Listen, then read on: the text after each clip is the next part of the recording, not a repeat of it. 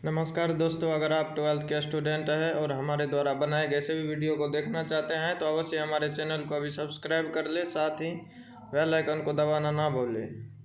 तो आज हम देखने जा रहे हैं हिंदी व्याकरण, अनेक शब्दों के बदले एक शब्द। तो सबसे पहला क्वेश्चन है हमारा, अंडे से जन्मने वाला। अंडे से जन्मने वाला क्या होगा? अंडे से जन्मने वाला। तो अंडे से जन्मने वाला को अंडज कहते हैं, पिंडज नहीं कहते हैं। दोनों भी नहीं, इनमें से कोई नहीं होगा क्योंकि अंडज है। ए का राइट आंसर हो जाएगा ए, अंडज। चलिए अगला देखते हैं, जिसके आने की तिथि मालूम ना हो। जिसके आने की तिथि मालूम ना हो।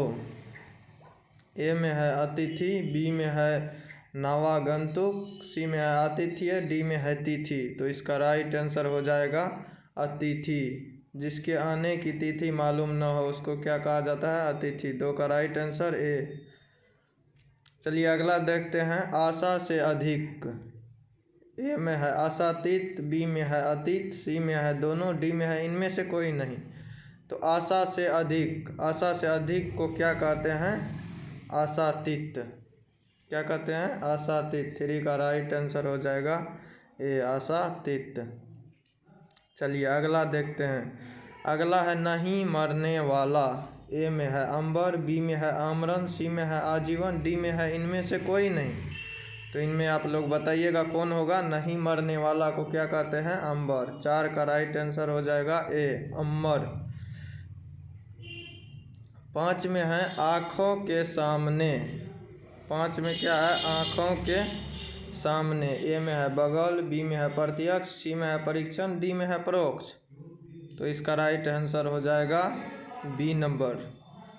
राइट आंसर हो जाएगा बी, प्रत्यक्ष। आँखों के सामने को क्या कहते हैं? प्रत्यक्ष। अगला है, जिसका जन्म पीछे हुआ हो।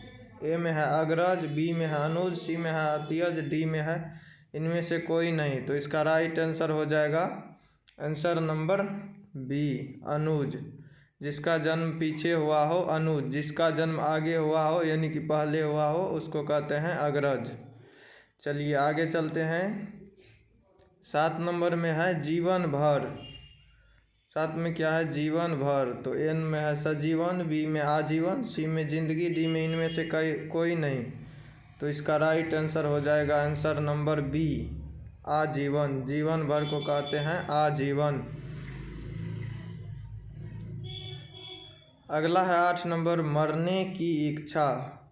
मरने की इच्छा। ए में है मुर्मूसा, बी में है जिजीविषा, सी में है सहोदर, डी में है इनमें से कोई नहीं। तो इसका राइट आंसर हो जाएगा मुर्मूसा। अगला है 9 नंबर, पूजने योग्य।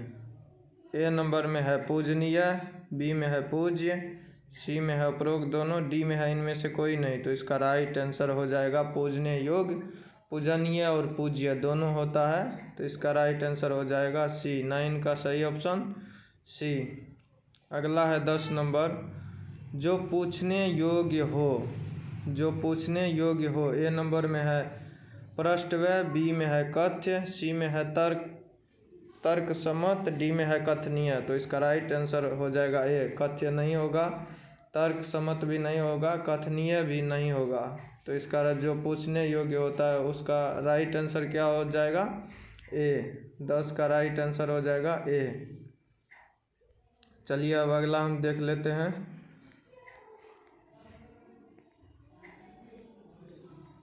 ग्यारह नंबर में क्या कह रहा है? आलोचना करने वाला। आलोचना करने वाला। ए नंबर में है आलोचक, बी में है आलोचना, सी में है आलोच्य, डी में है इनमें से कोई नहीं।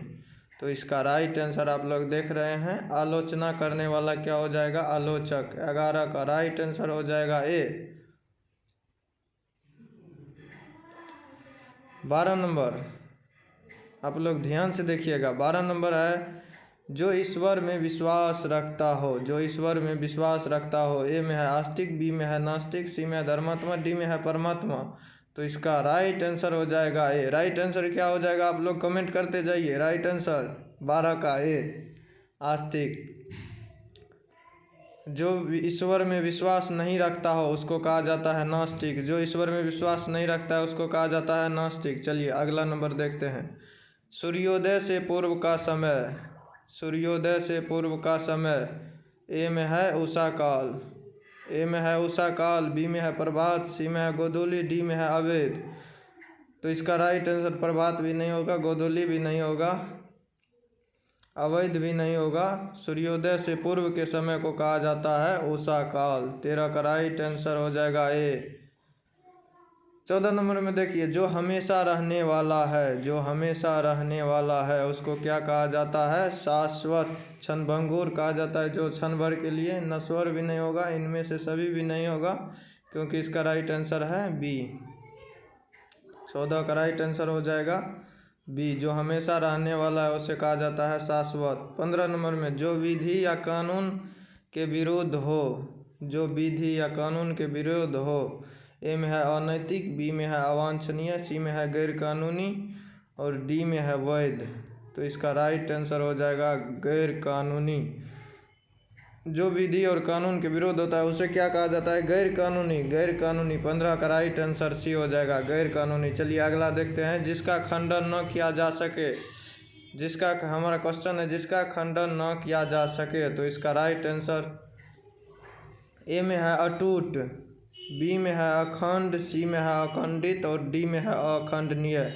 जिसका खंडन नहीं किया जा सके उसका राइट आंसर होगा अखंडनीय। डी नंबर 16 का डी राइट आंसर होगा। 17 में है जिसकी सीमा ना हो। ए में है असीम, बी में है अनंत, सी में है दुर्बोध, डी में है सीमित। जिसकी सीमा ना हो, इसका राइट आंसर हो जाएगा ए। 17 का राइट आंसर ए असीम। 18 में देखिए है जो दूसरे के बलबूते पर हो। ए में है अपरबल, बी में है स्वावलंबी, सी में है परावलंबी, डी में है परोपजीवी। तो इसका राइट आंसर हो जाएगा सी, परावलंबी। 18 का राइट आंसर सी। 18 का राइट आंसर सी। 19 में है जिस स्त्री के पति जीवित हो, जिस स्त्री की पति जीवित हो। तो ए में है सधवा, बी में है विधवा, सी में है विदुर, डी में है वंध्या। तो इसका राइट आंसर हो जाएगा सधवा। 19 का राइट आंसर ए। जिस स्त्री की पति जीवित हो उसको कहते हैं सधवा, जिस स्त्री का पति मर गया हो उसको कहते हैं विधवा। देखिए अगला 29 का। 29 का देखिए, जिसकी राह गलत हो। ए में है सुराह, बी में है नराह, सी में है गुमराह, डी में है वराह। तो इसका राइट आंसर हो जाएगा गुमराह। जिसकी राह गलत हो उसको क्या कहा जाता है? गुमराह। 29 का राइट आंसर हो जाएगा सी। चलिए अगला देखते हैं।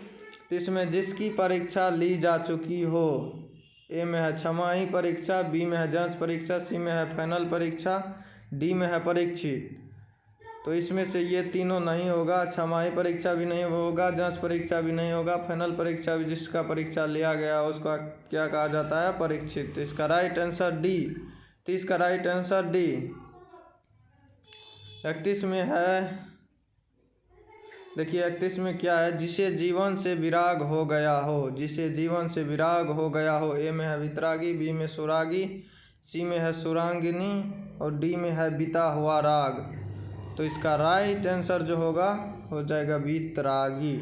31 का राइट आंसर है। 31 का राइट आंसर है। आप लोग कमेंट भी करते जाइए। 32 में जिसका आशय महान हो, जिसकी आशय महान हो। ए में है सुआशय, बी में है महाशय, सी में है दुर्वाशय, डी में है अर्थ। तो इसका अर्थ भी नहीं होगा, दुराशय भी नहीं होगा, सुआशय भी नहीं होगा। इसका राइट आंसर हो जाएगा महाशय। जिसकी आशय महान हो उसको क्या कहा जाता है? महाशय। इसका राइट आंसर बी। 32 का राइट आंसर बी। 33 में है जिस नारी की बोली कठोर हो, जिस नारी की बोली कठोर हो। क्या है 33 का? जिस नारी की बोली कठोर हो। ए में है कलयुग हिनार, बी में है दुष्टा, सी में है कर्कशा, डी में है भ्रष्टाचारणी। तो इसका राइट, जिस नारी की बोली कठोर हो उसको क्या कहा जाता है? कर्कशा। 33 का राइट आंसर हो जाएगा सी। 33 का राइट आंसर सी। इसी तरह आप लोग बने रहिए जहाँ किताबें छपती हो। ए में है पाठशाला, ए में क्या है? पाठशाला, बी में है निर्माणशाला, ए में है पाठशाला, बी में निर्माणशाला, सी में है टंकनालय और डी में है छापाखाना। तो इसका राइट आंसर हो जाएगा डी, छापाखाना। जहाँ किताबें छपती हो उसको क्या कहा जाता है? छापाखाना। 34 का राइट आंसर हो जाएगा डी। आप लोग अभी तक हमारे चैनल को सब्सक्राइब नहीं किए हैं तो अवश्य ही सब्सक्राइब कर ले, साथ में बेल आइकन को दबाना ना भूलें। चलिए अगला देखते हैं। किसी काम में दखल देना। अगला है किसी काम में दखल देना। ए में है हस्तक्षेप, बी में है दखल काम, सी में है काम दखल, डी में है कर्मशील। तो इसका राइट आंसर जो होगा, राइट आंसर हो जाएगा 35 का ए। किसी काम में दखल देना हस्तक्षेप कहलाता है। किसी काम में दखल देना हस्तक्षेप कहलाता है। तो चलिए देखते हैं अगला। पुत्री का पुत्र। पुत्री का पुत्र क्या हो जाएगा? पुत्री का पुत्र नाती।